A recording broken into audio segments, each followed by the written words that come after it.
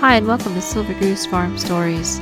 I'm your host, Mama Goose, and you've come to our podcast where we talk about stories from the farm. I hope you enjoy today's story.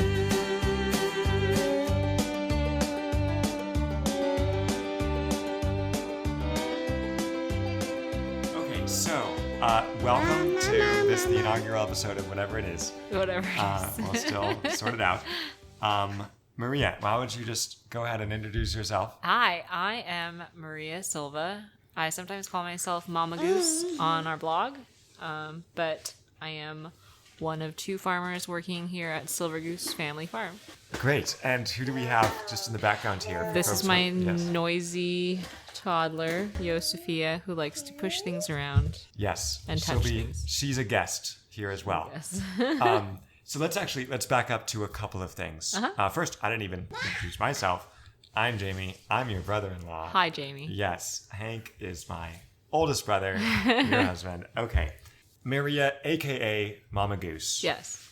Why? Where did that moniker come from? Well, my maiden name is Koo, and when we were trying to find what to name our farm, I was just sort of jokingly saying like, oh, well, we kind of sound like Koo sounds like goose and Silva sounds like silver. We could be the Silver Goose Farm.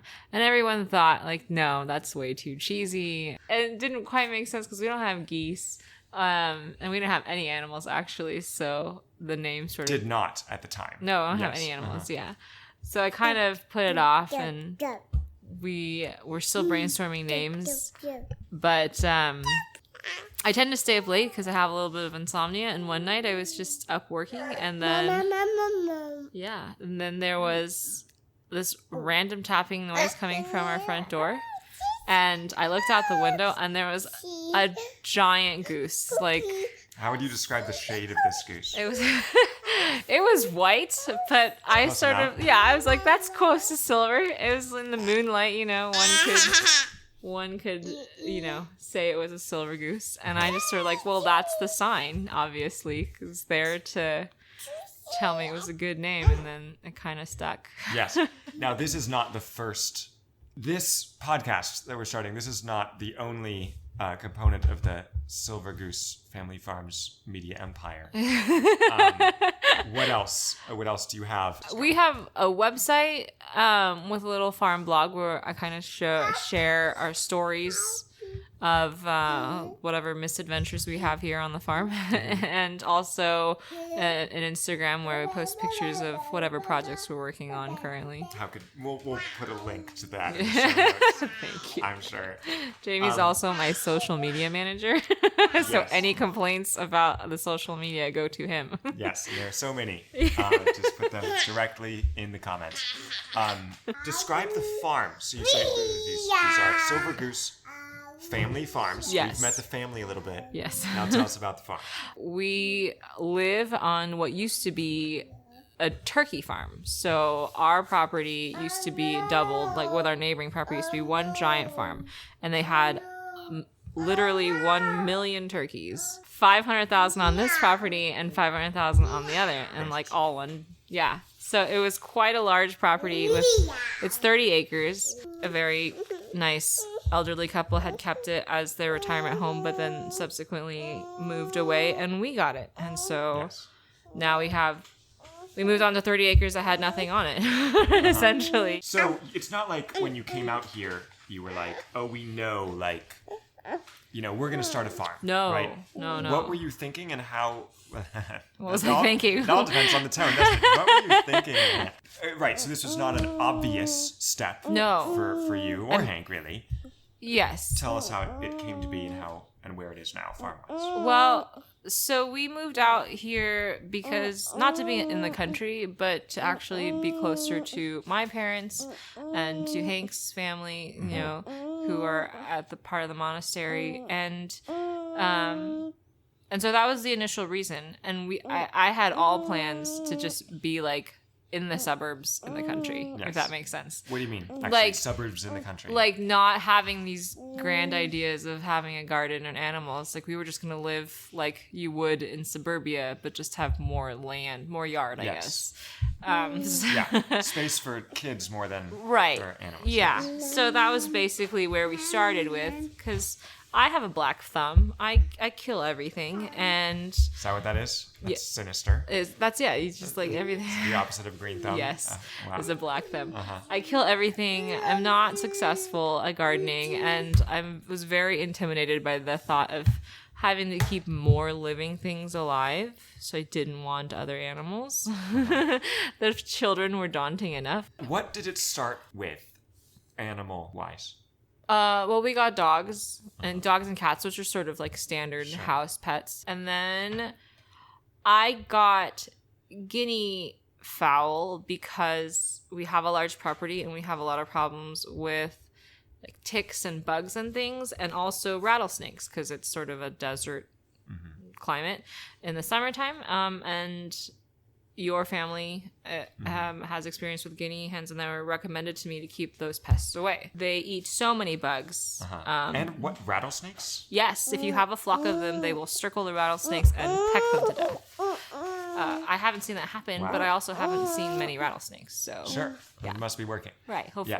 Yes. Okay. And I'll interject here Yes. for the listeners that guineas are like far louder chickens and more independent. Yes. Like imagine like the car sirens that go off like when you drive by too closely, that like shrieking noise, but in a winged moving creature that follows you around. Making that noise. Yes. Yes. And then may I say they are regularly alarmed. Yes. They're, in fact, They're easily a alarmed. great alarm system if you want that kind of volume. Yes. I made the mistake, I guess, of posting on our Instagram account that we had gotten guinea chicks. And then immediately I got a message from a friend of ours who said, "Oh, I saw you got some birds. I think you're ready for more." And then she offered us some chickens. And then another friend said, "Oh, I saw that you got chickens. So how about some ducks? I have extra ducks." And And then, at every stage, you're accepting these. well, yeah, because they're free. Sure. You know, and also some people, so acquiring animals kind of has its own like unpredictable math, and things kind of multiply at a pace that you're not always expecting. So Do you mean like the chickens have chickens? not like they produce their own offspring, but they sort of invite other people to give you more animals, I guess. Okay. Word gets around. Yes. Like, Oh, they're taking. They're populating their farm. And they're taking everything. Yes. Give them all of the stuff you don't want. Uh-huh. So we ended up, within the course of 2-3 months, we ended up with a flock of chickens, 6 guineas. I think at one point we had 40 ducks. It's an enormous number. 40 ducks, and then at that time my husband also decided, with the encouragement of, you know, your dad, my father-in-law, that pigs were going to be a great venture. Yes. Because my dad, he'd raised pigs Yes, before. he's done pigs before, and they were a great price on Craigslist. Wasn't going to pass Say that no up. more. Exactly. Can't afford not to buy. No. pigs. So we got 4 pigs, and suddenly we had a whole farm with nothing to keep the animals in, because we weren't prepared to take all these animals in at once. Free range, like We had like these little makeshift like I go around collecting like pallets and, you know, bunk bed frames and stuff, because I think like I'm gonna do something with these. And so thank goodness I did, because we were making these like makeshift pens out of bunk bed frames and just pallets, and you know, moving them around our yard and like giving like old mattresses on them to sleep on. It was kind of crazy for that first couple of months, but Hank has a knack with animals. They tend to like him. So he'd just sort of walk behind them and they'd go to wherever he wanted them to, and then he'd put his little fence up for the day and then and do it again the next day. So a livestock whisperer. Yes, sort of. So my thing was that as long as he was okay with it, I was okay with it, because he was always there to take care of some emergency. But we couldn't continue doing that because I'm mostly at home if he has to go to work. So we had to figure out something permanent, and we kind of slowly figured out fencing and infrastructure for them to live in. And that we're still working on that, obviously, on fencing, I guess, is like the farm problem for everybody. But we have less animals in the garage now. This is good. It's trending in the right yes. direction. I think all of the animals have adapted this personality that they're kind of comfortable with just being around us. So, sometimes there's a pig under the swing set, and sometimes the cow is in my garden, but they're not destructive. They're just sort of moseying around. They're just there. Yeah. They're just part of the farm. Yeah. Yeah.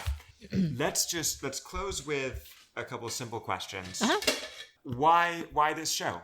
Just, for fun is a perfectly good answer. For fun, but also because I really like the blog on our website. I think it's a great way for me to convey a lot of information about how we are progressing on our farm experience. But there's a lot of things that I would love to share with people, just like stories around the farm that don't necessarily merit an entire blog post, but I think would also just be beneficial or just something to laugh at, if nothing else.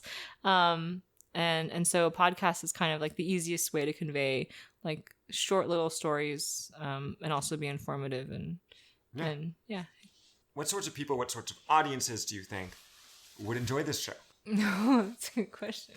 I think anybody who has an interest in animals, or maybe the struggles of a mom trying to balance her kids and this crazy kind of life. But I think it's just, if you like a good story, hopefully you'll like mine. Yes, wonderful. Good. Well, thank you. And we will probably record more of these while I'm here. Yay.